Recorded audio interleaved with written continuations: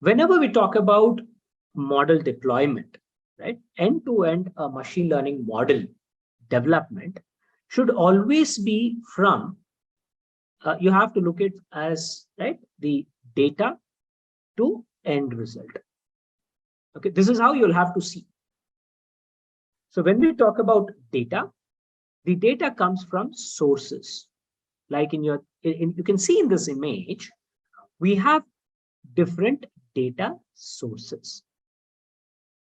The data can come from social media. You can have IoT devices, Internet of Things, web sources. This could be various forms that you generate on your web platforms, or your client can generate, your client interface can ask certain questions from the end users and generate the data, right? All these things.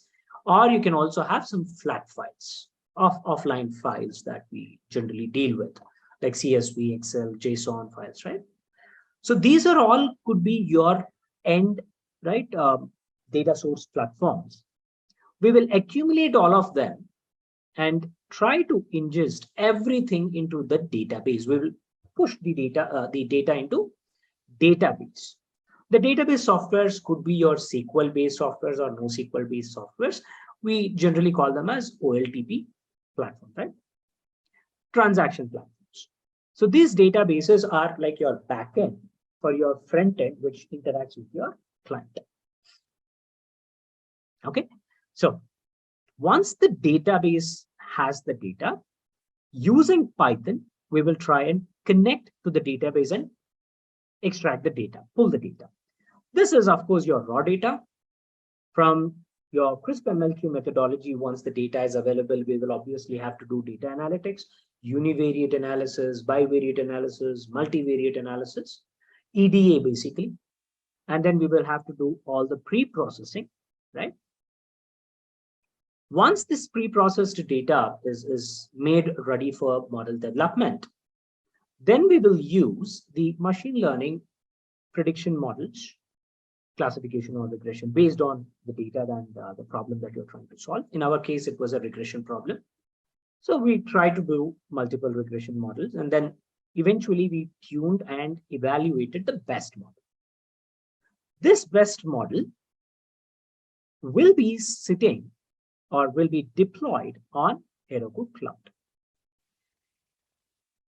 This one generates a URI, and we can share this URI for your model usage, right? For its functionality, you're going to share that URI for your client's usage.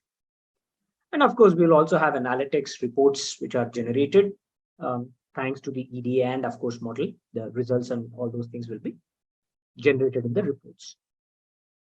Now, the model which is deployed and which is being used will take in the new data from customers, and it also gives the predictions.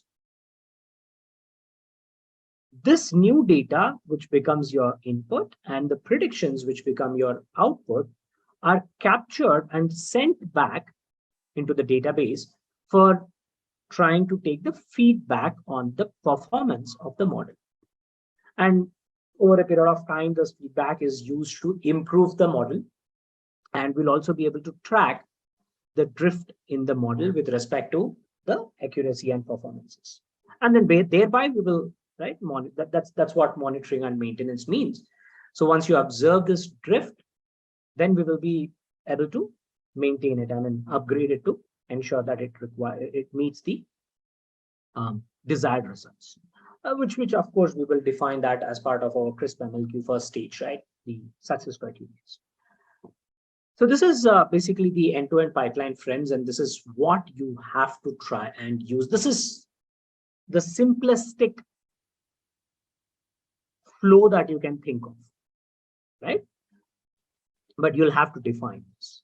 And there are interim different things come into the picture, and based on your client infrastructure and requirements, the pipeline can be more complex also.